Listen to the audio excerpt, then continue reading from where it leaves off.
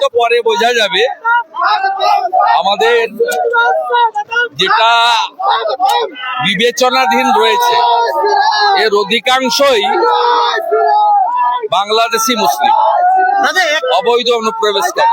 1,20,00,000 হিসাব কি তারা পেরিয়ে যাবে? সংখ্যা পরে বলা যাবে। আপাতত যেটা হয়েছে, তবে এই যে আনম্যাপ বাদ গেছে, এতে 2002 এর পরে আসা আমাদের বাংলাদেশি শরণার্থীও কিছু আছে। আমি এদেরকে দুটো আবেদন আপনাদের মাধ্যমে করব।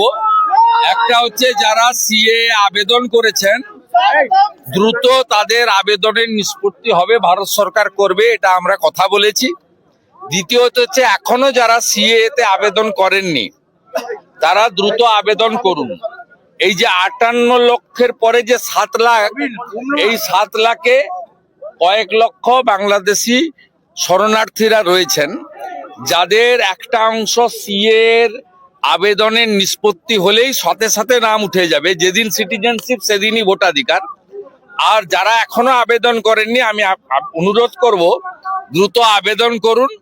ভারত সরকার, মোদিজির সরকার তাদের নাগরিকত্ব দেবেন, কারণ তারা হিন্দু এবং শরণার্থী। আর বাকি যে 60 লক্ষ আমাদের বিবেচনায় আছে জুডিশিয়াল অফিসারদের, এর বড় অংশ এরা অবৈধ বাংলাদেশি অনুপ্রবেশকারী। এদের না আছে বাপের ঠিক, না আছে ছেলের ঠিক, না আছে বউর সংখ্যা, অগুন্তি বউ।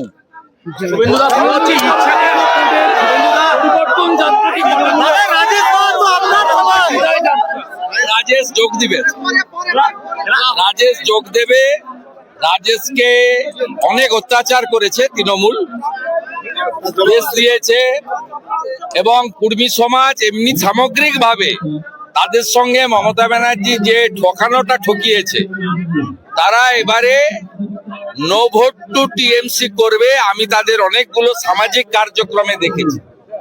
তাই রাজেশ মাহাতোর মতো শিক্ষক এবং তরুণ নেতা বিজেপিতে এলে জঙ্গলমহলে ভারতীয় জনতা পার্টি শক্তিশালী হবে, এবং কুর্মী সমাজ, আদিবাসী সহ জঙ্গলমহলের মানুষ 19 সালে দুহাত ভরে বিজেপিকে ভোট দিয়েছেন, এবং তারা মমতা বন্দ্যোপাধ্যায় তাদেরকে ভুল বুঝিয়েছিলেন 21 এবং 24-এর ভোট মমতা ব্যানার্জি নিয়েছেন।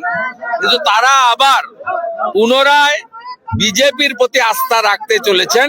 তাই সমগ্র জঙ্গলমহল সহ পূর্ব মেদিনীপুরে 54টা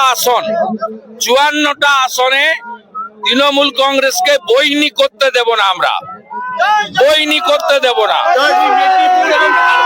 আমরা